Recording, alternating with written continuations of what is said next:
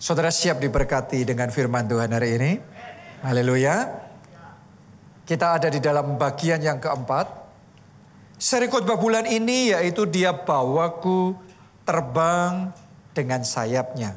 Ayo kita baca ayat rema bulan ini terlebih dahulu. Di Keluaran 19 ayatnya yang keempat. Kamu sendiri telah melihat apa yang kulakukan kepada orang Mesir. Dan bagaimana aku telah mendukung kamu di atas sayap Raja Wali dan membawa kamu kepadaku.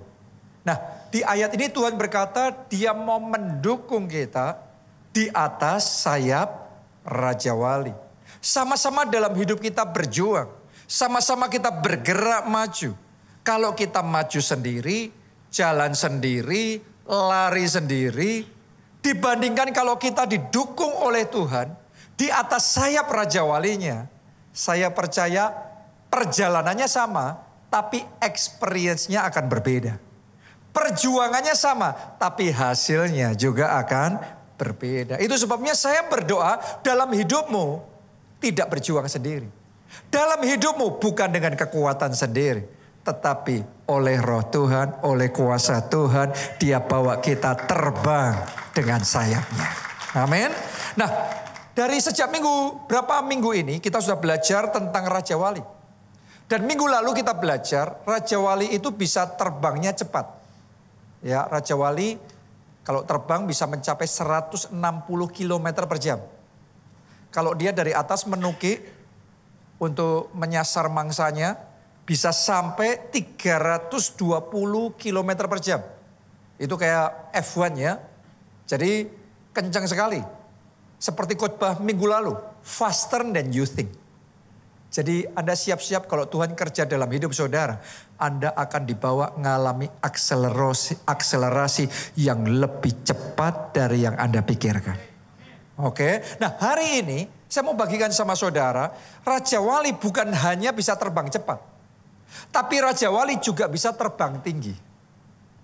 Raja Wali punya kemampuan untuk terbang di ketinggian sekitar 3.000 sampai 4.000 meter. Ya, untuk kita ngerti aja gunung tertinggi di Pulau Jawa ini ketinggiannya 3.676 meter. Artinya akan jadi sangat mudah buat Raja Wali untuk mengitari ketinggian Gunung Semeru tersebut.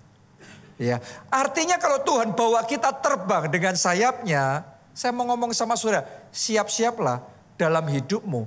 Tuhan akan bawa saudara ke level ketinggian tertentu yang melampaui dari kesanggupan dan kemampuan saudara. Anda bayangkan saja kalau naik Gunung Semeru, kita harus mendaki sendiri. Kita harus jalan sendiri. Kita harus berjuang sendiri. Betapa payahnya, betapa beratnya, betapa susahnya.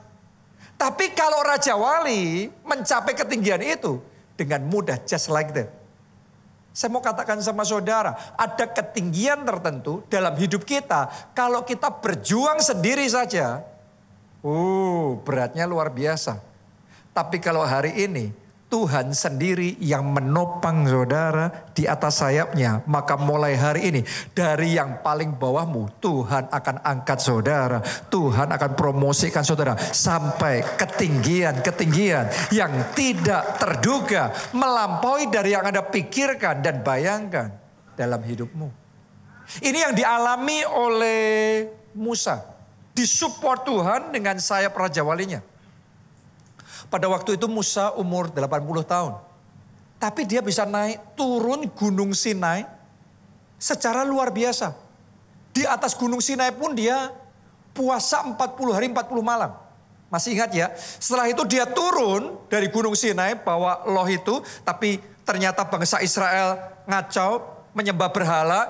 Sampai akhirnya loh itu dipecahkan saudaraku. Dan dia naik lagi turun lagi. Kalau kita cuma dengar gitu aja kayaknya gampang. Tapi kalau saudara pernah ke Israel dan jalani sendiri naik ke Gunung Sinai, itu bukan urusan yang mudah. Terakhir saya ke Israel mendaki Gunung Sinai, ya, saya yang umurnya separohnya Musa, sekitar 40-an. Tapi nggak gampang, butuh perjuangan. Padahal di zaman kita beda sama dia. Di zamannya masih alamnya kayak gitu. Di zaman kita sudah dibuat jalan setapaknya supaya memudahkan buat kita. Dan bukan cuma itu, para peserta bisa naik unta dari bawah sampai di ketinggian tertentu. Baru setelah itu mendaki sendiri karena unta nggak bisa lanjutin lagi. Ya, jadi artinya kita ini sudah banyak dibantu, tapi rasanya capeknya luar biasa. Akhirnya kita sampai di atas.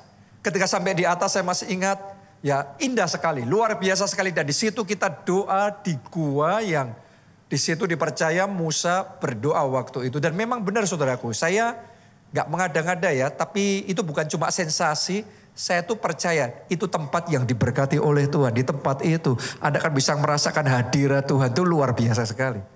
Ya wah, kita berdoa satu rombongan, kita terima blessing yang luar biasa. Selesai kita turun. Saya pikir kalau turun gampang dong, naiknya aja yang berat. Turun gampang, tapi ternyata kalau Anda naik sudah terkuras energinya, itu lutut sudah habis semua kekuatannya. Waktu turun gak gampang. Sampai sempat karena saking capeknya saya sempat jatuh juga saudaraku. Ya saya bayangin, saya umur sekian aja butuh berjuang. Tapi Musa dengan mudahnya naik turun Gunung Sinai. Saya yakin itu pasti Tuhan yang menopang dengan stamina Raja Wali, dengan kekuatan Raja Wali untuk membuat Musa mampu melakukan yang harusnya tidak bisa dia lakukan. Karena itu hari ini sementara firman ini dibagikan, satu sisi saya khotbah, tapi dalam hati saya doa buat saudara. Supaya Anda terima kekuatan Raja Wali dari Tuhan. Stamina yang daripada atas diberikan dalam hidup saudara. Supaya dalam hidupmu dibawa naik oleh Tuhan. Di level ketinggian yang tak terduga di dalam kehidupan saudara. Anda mau? Anda siap? Anda percaya? Nah pertanyaannya, kenapa kok Tuhan mau membawa kita di level ketinggian yang tak terduga?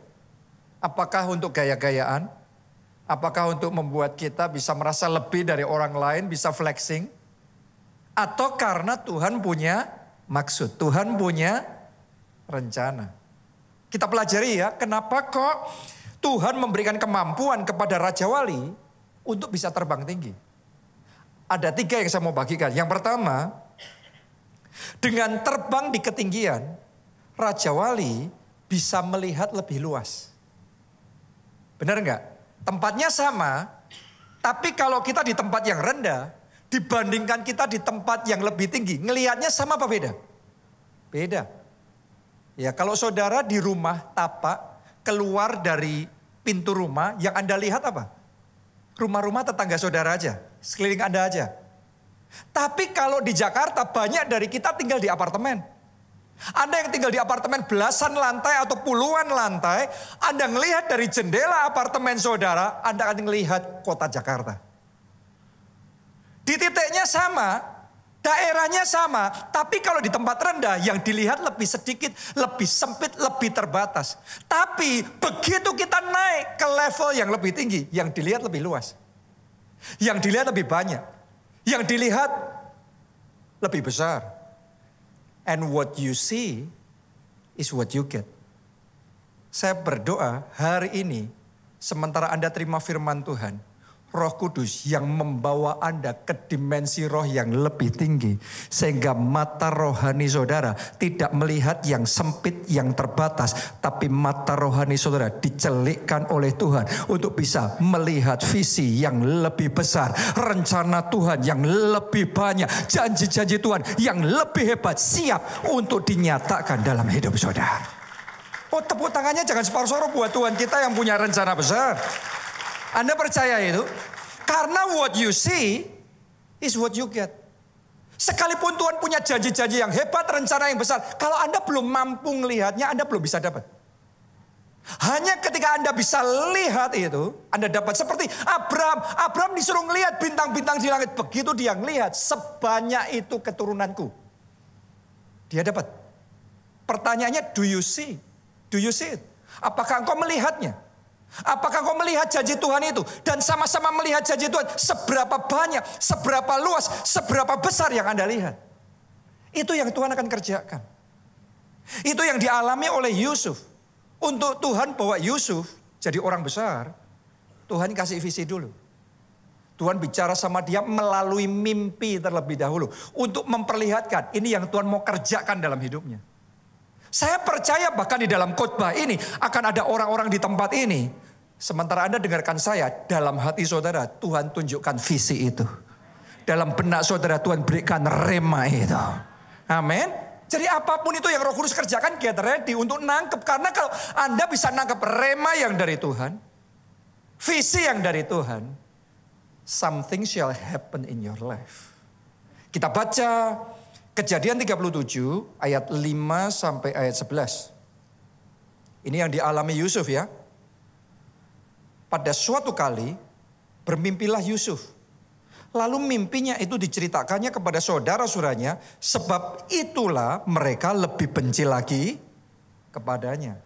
Padahal Yusuf dapat visi dari Tuhan apa tidak? Mimpi dari Tuhan, yang dia dapat itu mimpi dari Tuhan. Visi dari Tuhan. Tapi karena dia nggak ngerti, dia belum bijaksana menghandle ketika dapat visi.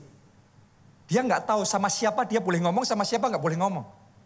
Apa yang bisa dia ceritakan, apa yang nggak bisa dia ceritakan. Kapan waktunya untuk menceritakan dan sama-sama menceritakannya. Sejauh apa boleh menceritakannya. Makanya kalau Anda dapat visi dari Tuhan, tanya sama Tuhan, minta hikmah dari Tuhan.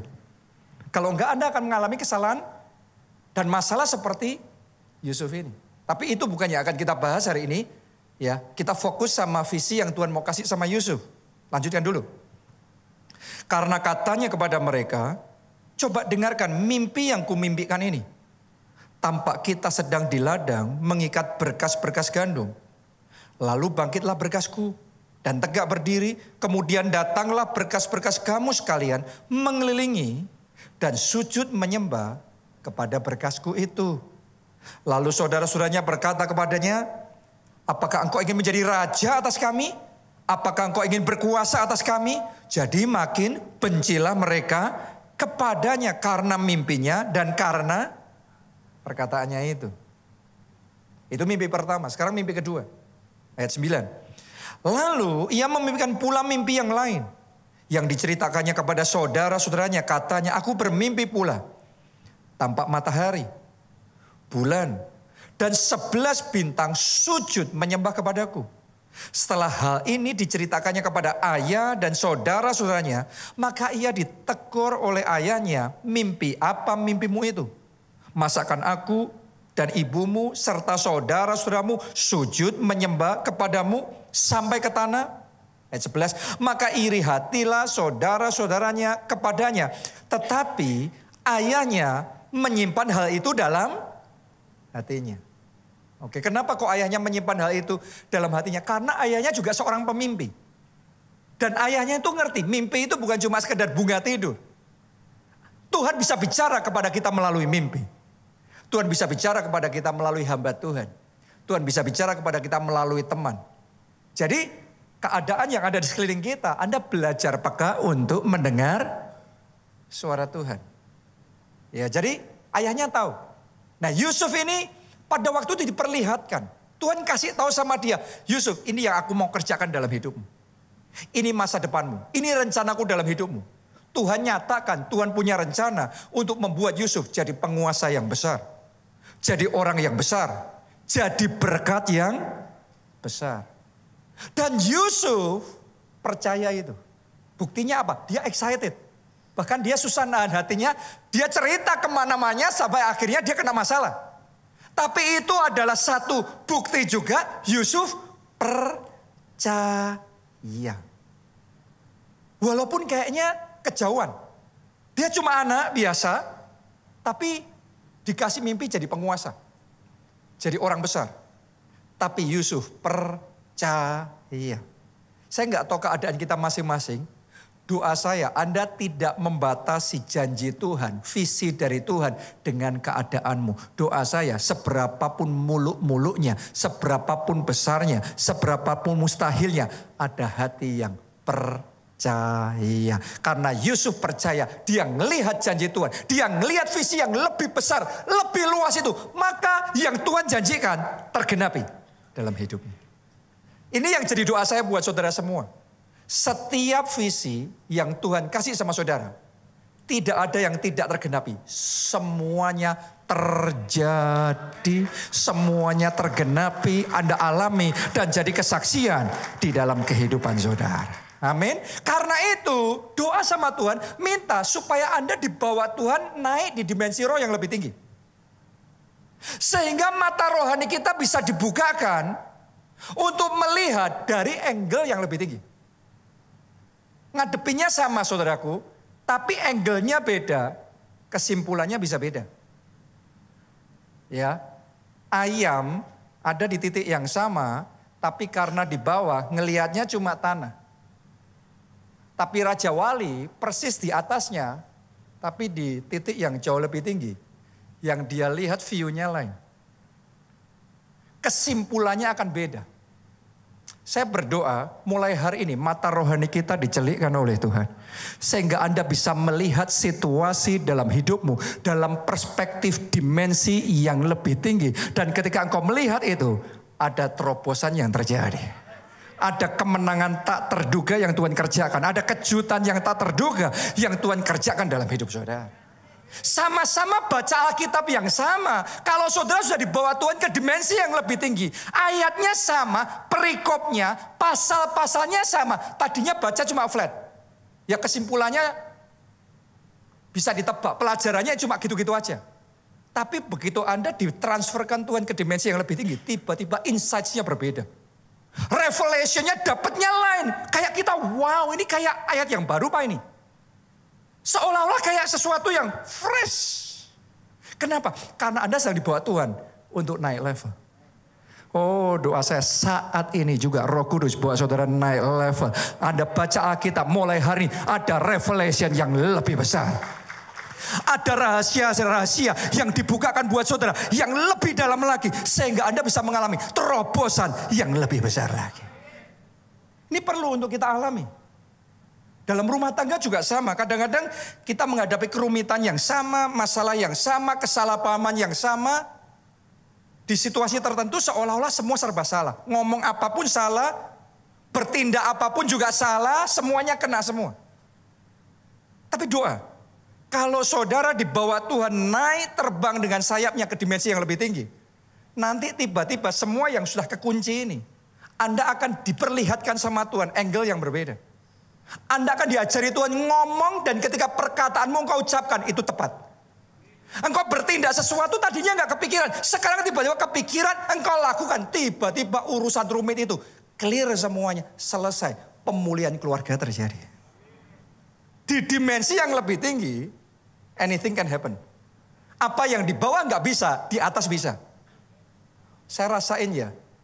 Bahkan saat ini ketika saya khotbah, ada orang-orang di tempat ini secara spiritual. Anda sedang dibawa Tuhan ke dimensi yang lebih tinggi. Karena Tuhan punya rencana yang lebih besar dalam hidup saudara. Amin. Saya berdoa untuk para pengusaha di tempat ini, para profesional di tempat ini. Dalam pekerjaan, dalam tanggung jawab saudara.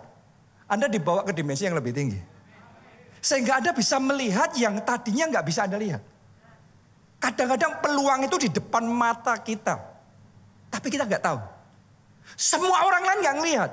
Begitu Anda dibawa ke dimensi yang lebih tinggi. Yang nggak kelihatan, kelihatan sekarang. Peluang itu kelihatan, kesempatan itu kelihatan. Anda masuk ke situ, breakthrough-nya besar. Itu yang menjadi alasan kenapa Tuhan membawa Raja Wali bisa terbang tinggi. Ngelihatnya lebih banyak, lebih luas. The more you see, the more you get. Lebih banyak yang Anda lihat, lebih banyak juga yang Tuhan kerjakan dalam hidup saudara. Nah kemarin minggu, saya dan rombongan gereja kita ke Nias, mission trip. Ya, dan kita excited sekali selama dalam perjalanan. Walaupun awalnya saya nggak kepengen untuk ikut. Karena memang sejak dari kecil saya bukan jenis orang yang suka pergi. Saya ini benar-benar anak rumahan, saudaraku. Ya, jadi susah banget sekeluarga saya untuk ngajak saya pergi itu paling susah sekali. Liburan sering batal gara-gara saya nggak mau diajak pergi, nggak mau ikut. Ya, tapi di waktu-waktu terakhir, akhirnya saya kok kayak ngerasain di hati saya mau ikut. Ya sudah, saya ikut. Nah, kita berangkat, perjalanannya diberkati Tuhan, semuanya happy. Kita landing sampai di sana, di welcome sama mereka dengan luar biasa sekali. Welcome-nya hangat sekali. Kita disuguhkan ya pertunjukan budaya, tari-tarian khasnya, adatnya mereka yang keren sekali. Terus kemudian kita KKR di hall terbesarnya di sana. Kita KKR minggu, Tuhan bekerja luar biasa sekali. Ya, kita bakti sosial, kita pengobatan gratis, kita ngadain retreat encounter, ISBC komplit semuanya saudaraku. Sekian hari itu, sampai-sampai bahkan ada satu kejadian tidak direncanakan. Jadi kita itu nggak ada maksud kayak gitu. Tapi tiba-tiba dibawa ke satu kafe. Ini kafe saudaraku. Dan ketika ada di situ Tuhan bekerja luar biasa. Di kafe itu terjadi lawatan. Orang-orang yang di kafe itu dijamah, dilawat Tuhan, tumbang dalam roh, bahasa roh, terima lawatan, terima manifestasi Roh Kudus. Itu bukan di gereja, tapi di kafe. Itu perjalanan kemarin, perjalanan yang excited sekali. Makanya besok kalau ada next trip lagi mungkin saudara bisa ikut. Ya, tapi momen itu dipakai oleh Tuhan untuk bicara dalam hati saya. Sementara saya ngikutin semuanya itu, saya ngerasain Roh Kudus kayak memperlihatkan sesuatu yang sebelumnya belum saya lihat. Roh Kudus tiba-tiba kayak memberikan visi, membukakan mata saya untuk melihat bahwa revival is coming to Nias. Tadinya saya hanya mampu melihat revival for Jakarta. Revival buat Solo. Revival buat Jogja. Intinya di Pulau Jawa. Tapi sejak dari minggu lalu itu kayak sesuatu terbuka.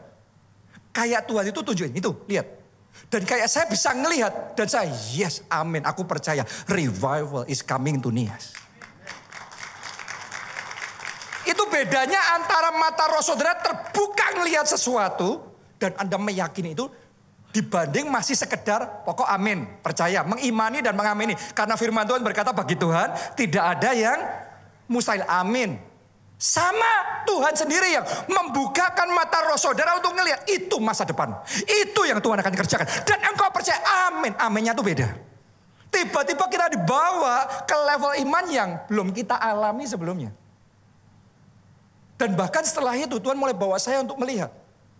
Bukan hanya Nias. Revival is coming to Indonesia. To other islands, pulau-pulau yang lain di Indonesia. Revival is coming to the nations. Artinya dari yang tadinya saya melihat hanya segini. Sekarang saya diperlihatkan Tuhan lebih banyak. Lebih luas. Dan dalam hidup saya tuh ngalami berulang-ulang. Kalau Tuhan sudah memperlihatkan sesuatu seperti itu. Hanya tinggal tunggu waktu, sementara kita meresponi, kita maju, kita berjuang. Maka sungguh-sungguh Tuhan genapkan setiap janjinya. Saya percaya kita melihat revival di Pulau Jawa, revival di Nias, revival di Sumatera, di berbagai pulau di Indonesia. Bahkan sampai bangsa-bangsa. The more you see, the more you get. Pertanyaan, do you see it? Atau Anda hanya dengar khotbah kayak gini hanya amin, mengimani dan mengamini. Sampai sejauh itu ya good sih. Tapi Anda belum own it. Anda belum memiliki itu. Hanya ketika mata rohmu dibukakan. Amin, aku sembuh, aku sembuh, aku sembuh. Anda bisa melihat. Aku dan seisi keluargaku, kami semua diselamatkan. Yang engkau lihat, what you see is what you get. Jadi hari ini doa saya mata rohani kita dicelikkan, diurapi, dibukakan. Untuk melihat lebih banyak, lebih luas, lebih besar janji Tuhan di dalam kehidupan kita. Yang kedua, dengan terbang di ketinggian, Raja Wali dapat mengakses makanan yang tidak dapat diakses oleh hewan yang lain. Jadi karena dia bisa terbang gitu, dia bisa mengakses makanan baik di laut, di darat, di udara.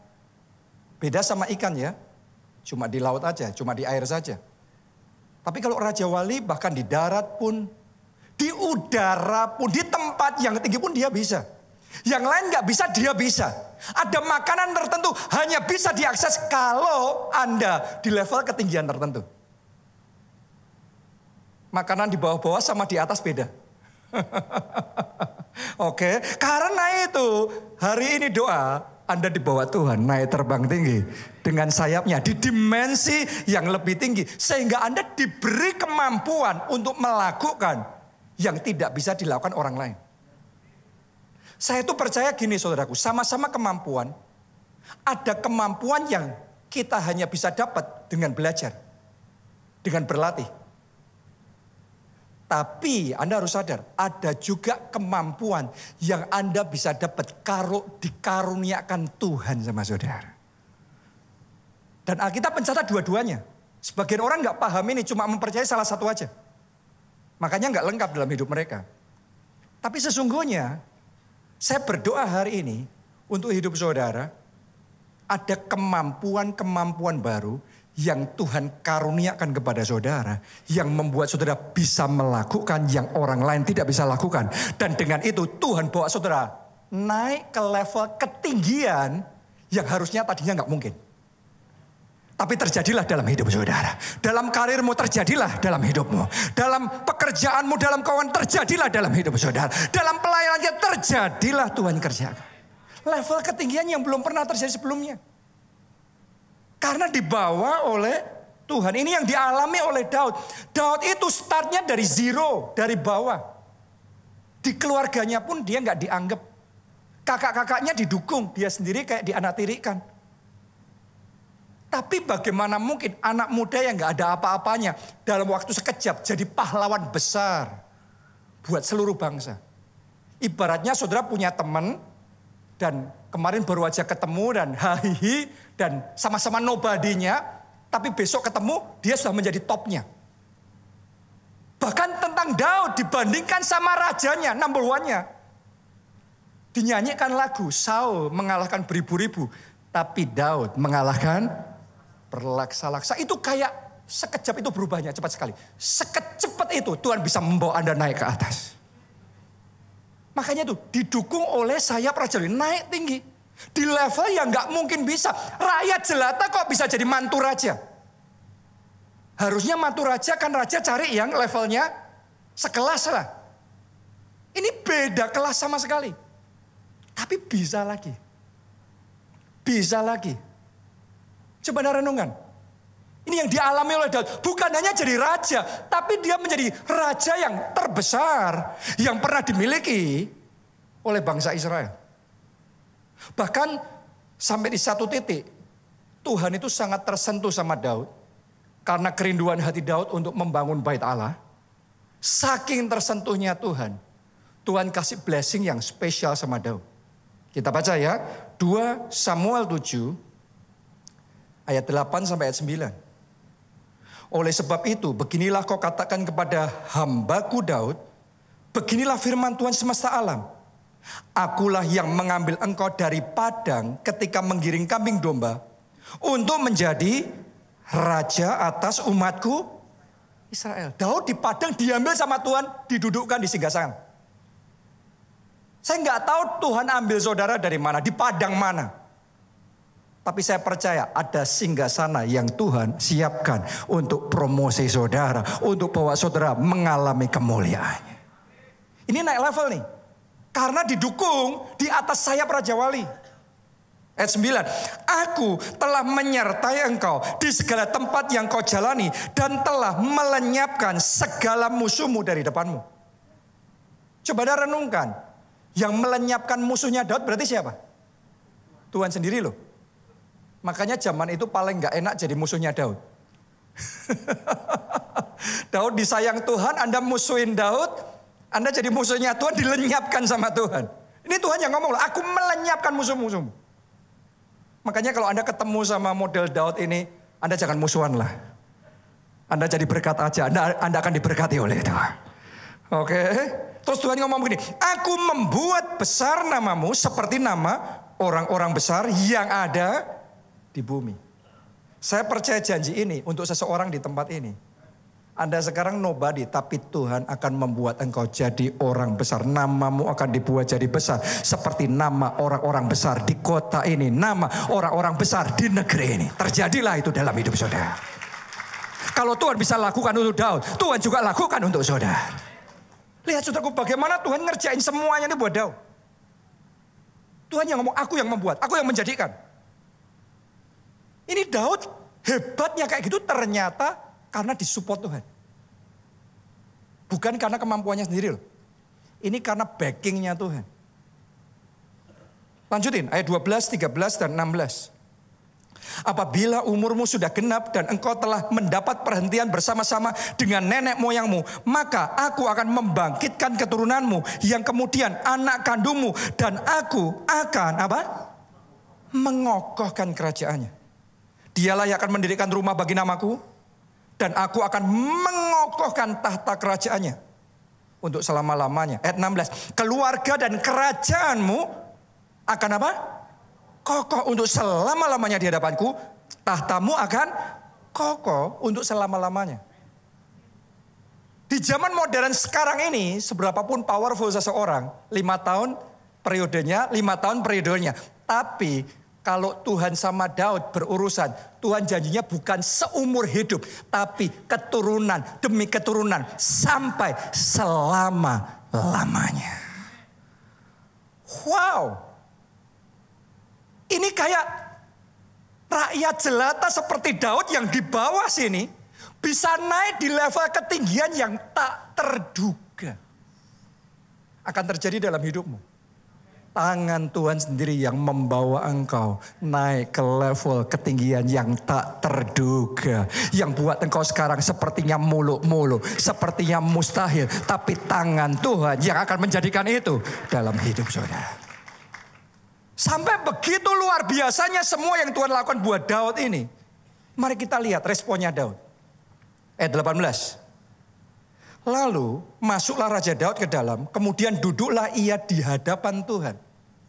Sambil berkata, siapakah aku ini, ya Tuhan Allah, dan siapakah keluargaku, sehingga engkau membawa aku sampai sedemikian ini. Daud kayak overwhelmed by the goodness of God. Dia kayak wow, gak kepikir sama sekali. Coba Anda bayangin kalau jadi Daud rakyat jelata gitu punya cita-cita. Menurut saudara, buat Daud yang cuma kerjaannya mengembalakan 2-3 ekor kambing domba, suruh punya mimpi yang besar, punya visi yang besar. Visi besar kayak apa? Paling segitu-segitu, dia nggak akan mimpi sama sekali ngalami semuanya itu. Tapi Tuhan yang membuat yang tidak mungkin menjadi mungkin. Tuhan tangannya yang mengangkat Daud dari yang paling bawah jadi top di atas dan itu langgeng selamanya. Sampai Daud ngomong, siapakah aku ini Tuhan? Siapakah keluargaku ini? Sampai engkau membawa kami sampai sedemikian. Makanya saudaraku ya, kalau Anda tuh hidupnya menyenangkan hati Tuhan. Ini loh janji Tuhan. Apa yang tidak dilihat oleh mata, tidak didengar oleh telinga, tidak timbul dalam hati manusia, Tuhan berikan. Bagi orang-orang yang mengasihi dia. Saya dalam tahapan tertentu rada bisa merasakan perasaannya Daud ini. Pengalamannya beda tapi feeling perasaannya sama. Kenapa saya ngomong begitu? Karena kalau saya flashback melihat sejarah keluarga saya, kita sadar diri lah. Ya, saya dengar cerita dari papa mama saya. Mungkin saudara juga sebagian sudah dengar. Pak Ubaja, papa saya tadinya anak remaja yang DO, drop out, SMP kelas 2. Kenapa? Saking mindernya, dibully di sekolah, ngalami masalah di rambutnya, sampai akhirnya bukan cuma rambut, alis, semua rambut di sekujur badannya. Dan itu dia dibully, saking mindernya dia DO. Dia nggak berani ketemu sama siapa-siapa. Kalau ada yang datang ke rumah, kerabat datang ke rumah, dia sembunyi di bawah kolong ranjang. Menurut saudara, orang seminder itu seperti apa masa depannya? Ketemu orang gak berani, ngapa-ngapain gak berani. Seperti apa masa depannya? Kayak hopeless. Mama saya juga sama. Datang dari keluarga yang sangat sederhana. Kalau makan cuma nasi sambal, ya kalau lebih mewah itu telur satu didadar selebar mungkin dan setipis mungkin. Terus kemudian dikasih garam yang banyak sekali, ya. Terus dipotong-potong, akhirnya dibagi potongan-potongan untuk sekeluarga. Makan itu suatu makanan yang luar biasa. Jadi awalnya seperti itu, Tuhan bawa dari waktu ke waktu sampai hari ini. Kita ada sebagaimana kita ada. Omongan saya kayak Daud nih, siapa kami ini Tuhan? Sehingga Tuhan bawa kami sampai sedemikian. Saya belum ada sama sekali apa-apanya dibandingkan Daud. Tapi perasaan itu kita ngerasain. Perasaan kayak dikepung dengan kebaikan Tuhan. Dipenuhi dengan cintanya Tuhan. Saya berdoa kesaksiannya Daud ini akan jadi kesaksian yang engkau ceritakan di dalam hidupmu. Siapa aku Tuhan, kebaikanmu, kasih setiamu tidak pernah habis, selalu baru tiap pagi dalam hidupku. Doa saya terjadilah itu dalam hidup saudara. Amin. Jadi gak henti-hentinya Tuhan kerjakan lagi. Saya tanya saudaraku ya, 2 minggu yang lalu saya khotbah di ibadah ini enggak? 2 minggu yang lalu. Berarti belum cerita saya di sini. Ya satu lagi anugerah yang Tuhan sedang kasih. 2 minggu dari sekarang tanggal 7 Juli. Kita akan kedatangan sekitar 9 tamu dari Amerika. Dari Oral Roberts University. Ini adalah salah satu universitas terbaik di Amerika Serikat. Ya, dan khususnya untuk gereja-gereja aliran seperti kita, Pentakosta Karismatik, ini adalah universitas nomor 1 terbaik sedunia untuk mencetak hamba-hamba Tuhan. Makanya anak-anak pendeta gereja terbesar di seluruh dunia, sekolahnya ya di sini. Dan hampir semua mayoritas pendeta-pendeta gereja terbesarnya Amerika lulusan sekolah ini. Tapi 9 orang top leadersnya dari presidennya sampai top leadersnya. Tanggal 7 Juli nanti di Haleluya Center di PIK itu ibadah jam 10 pagi.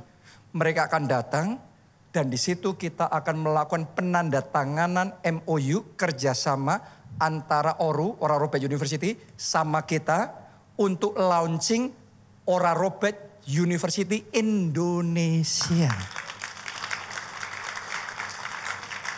Coba saudara renungkan.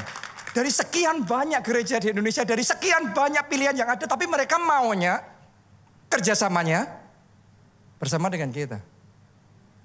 Saya juga nggak ngerti kayak gimana, kita juga nggak berusaha seperti apa. Kayak Tuhan yang buka jalan, Tuhan yang buka pintu, dikonekin semuanya, jadi sendiri. Tuhan tuh kalau sudah kerja dalam hidup saudara ya, Anda akan terheran. Anda nggak bisa pun dimampukan sama Tuhan. Tuhan akan buka pintu-pintu dalam hidup saudara. Tuhan akan pertemukan dengan orang-orang yang tepat. Tiba-tiba keajaiban terjadi lagi. Tiba-tiba Anda dibawa naik level lagi. Ke ketinggian yang lebih dan lebih lagi. Dan itu perjalanan bersama Tuhan. From glory to glory. Anda yang sudah sekian tahun di gereja kita, kesaksian kayak gini nggak pernah berhenti. Selalu akan ada hal yang baru lagi, hal yang baru. Kita nggak hanya cerita kesaksian berapa belas tahun yang lalu. Tapi tiap saat Tuhan itu nyatakan anugerahnya. Oh, kiranya terjadilah di dalam kehidupan saudara. Mulai hari ini akan ada kesaksian yang tidak akan pernah titik. Tidak akan pernah berhenti. Selalu koma, selalu ada serinya. Selalu ada kelanjutannya. Kemuliaan Tuhan yang lebih besar. Amin. Itu yang kedua. Yang ketiga sekarang. Ini yang terakhir ya. Dengan terbang di ketinggian, Raja Wali dapat menghindari predator yang bisa mencelakakan. Kalau Raja Wali di tempat yang rendah, gampang untuk dijangkau, gampang untuk ditarget, gampang untuk diserang. Oleh predator yang lain atau oleh manusia. Karena itu gampang celaka. Tapi karena dia bisa terbang di tempat yang tinggi, dia buat sarang di tempat yang sangat tinggi. Semakin tinggi, semakin aman. Tahukah saudara, ketika Tuhan ngomong, aku mendukung kamu di atas sayap Raja Wali, aku membawa kamu terbang tinggi, artinya Tuhan mengamankan saudara. dari predator-predator yang bisa merontohkan pernikahanmu, menghancurkan keluargamu, merubuhkan masa depanmu, pekerjaanmu, keuanganmu. Tapi kalau Anda dibawa naik oleh Tuhan, yang tadinya ancaman, sekarang bukan lagi ancaman. Ancamannya ada, tapi kayak Raja Wali ya, karena dia naik di tempat yang tinggi, tidak tergapai lagi. Nggak bisa lagi. Oh, saya berdoa. Yang seperti ini Tuhan kerjakan dalam hidup saudara. Tuhan buat Anda aman dari semua serangan si jahat. Tadinya Anda mungkin bisa diguna-guna, masih terbuka celahnya untuk diserang dengan santet dan macam-macam. Tapi tahu nggak saudara, kalau Anda dibawa Tuhan naik level dalam anointing, dalam pengurapan Tuhan atas hidupmu. Begitu pengurapan di level tertentu itu Tuhan kasih sama saudara, Anda nggak khawatir lagi. Karena Tuhan akan pastikan yang memberkati Anda diberkati Tuhan. Yang mengutuki saudara dikutuki Tuhan juga. Jadi semua serangan yang ditujukan sama saudara akan berbalik sama yang ngirim. Jadi mulai hari ini saya berdoa, Tuhan tambahkan urapannya dalam hidup saudara. Tuhan tingkatkan anointingnya dalam hidup saudara. Dan semua serangan-serangan santet, semua serangan si jahat digagalkan, dihancurkan, bahkan berbalik kepada pengirimnya. Dan Anda mengalami kemenangan yang luar biasa. Kita aman dalam lindungan Tuhan. Amin, haleluya. Dalam pekerjaan juga sama, dalam keuangan juga sama. Sama-sama bisnis yang sama, sedang berjalan, ada bisnis yang rapuh. Dihajar sedikit lagi, setelah hajaran-hajaran pendahulu, dihajar sedikit lagi bisa rontok semuanya tuh. Keuangannya masih jalan, tapi ada keuangan yang solid, ada keuangan yang rapuh. Kalau keuangan sudah rapuh, digoyang dikit, habis semua. Tapi kalau Tuhan membawa saudara terbang tinggi, keuanganmu dibawa terbang tinggi, pekerjaanmu, karirmu dibawa terbang tinggi, goncangan serangan nggak ngefek lagi sama saudara. Ada goncangan tapi nggak kerasa. Melalui krisis finansial, tapi it's okay buat saudara. Kenapa? Karena Anda sudah dibawa naik level, terbang tinggi. Ya saya masih ingat saudaraku, pertama kali gereja kita dimulai. Pada waktu itu kita belum punya izin gereja. Dan karena kita belum punya izin gereja, oleh orang-orang pihak-pihak yang gak suka sama kita, itu dijadikan celah untuk ganjal kita. Untuk nyerang kita, untuk nakut-nakuti, untuk mengintimidasi, untuk membuat kita jadi dalam kondisi yang tersudut. Ya sampai akhirnya salah satunya ada orang yang ngirim surat ke balai kota mempermasalahkan keberadaan kita, tujuannya supaya kita ditutup. Nah karena belum ada izin gereja, aman nggak? Kan nggak aman, masih ibadah tapi rapuh, kapanpun bisa ditutup. Tapi di momen itu Tuhan ambil alih. Waktu kita dipanggil ke balai kota, di situ Tuhan jamah wali kotanya yang harusnya nutup kita, tapi malah ngomong, saya akan kasih izin resmi. Begitu dapat izin resmi, ancaman bukan lagi ancaman. Karena sekarang Tuhan kokohkan kita, Tuhan buat kita aman dalam perlindungan Tuhan. Oh kiranya dalam aspek legalitas, dalam aspek perizinan, dalam berbagai aspek dalam hidup saudara, Anda dibawa Tuhan terbang tinggi. Sehingga lawan-lawan saudara tidak mampu lagi menggapai saudara. Dalam keuangan juga sama. Pertama kali gereja kita beli gedung bioskop, dirubah jadi gedung gereja, waktu itu pakai hutang bank. Nah Anda tahu kan yang namanya hutang membuat kita nggak aman. Dan benar saja waktu itu kita nggak bisa bayar hutang. Bukan hanya pokoknya, bunga saja nggak bisa bayar. Saya mau tanya sama saudara, kalau Anda hutang bank, pokok dan bunganya saja pun Anda nggak bisa bayar. Next berikutnya apa yang bisa terjadi? Itu tinggal eksekusi kan? Jaminan akan diambil. Jadi gedung gereja yang kita pakai masih dipakai, tapi rapuh sekali. Kapanpun bisa diambil. Mungkin ada di antara saudara keadaan seperti itu. Tinggal di rumah yang sama tapi nggak aman. Hari ini Tuhan akan take over. Hari ini Tuhan akan mengambil alih dalam hidup saudara. Dan membawa Anda untuk terbang tinggi. Tuhan ambil alih keadaan kita waktu itu. Tuhan bukakan tingkap-tingkap langit. Tuhan curahkan berkat sampai berkelimpahan. Sehingga hutang yang memang sudah kita nggak mampu bayar itu. Dengan caranya yang ajaib. Lunas. Dan kita ngalami kelegaan, kita ngalami kelepasan yang luar biasa. Sejak saat itu sampai sekarang aman saudaraku. Bebas hutang secara finansial. Oh, Tuhan akan bawa saudara terbang tinggi. Karena itu Anda akan aman dalam lindungan Tuhan. Aman pernikahan saudara, aman keluarga saudara dari gangguan-gangguan, dari serangan-serangan untuk menghempaskan, menghancurkan keluarga saudara. Tuhan jagai saudara. Aman masa depanmu in the name of Jesus. Aman karir saudara, aman pelayanan saudara, aman kesehatan saudara, aman hidup saudara. Naik terbang tinggi bersama Tuhan, kita aman dalam lindungan Tuhan. Anda percaya itu? Ayo bangkit berdiri, nyanyikan lagu ini. Sayamu, ku akan terbang tinggi di tengah badai hidup. Ku tak menyerah, kau kekuatan dan perlindungan. Mari angkat dua tanganmu, katakan.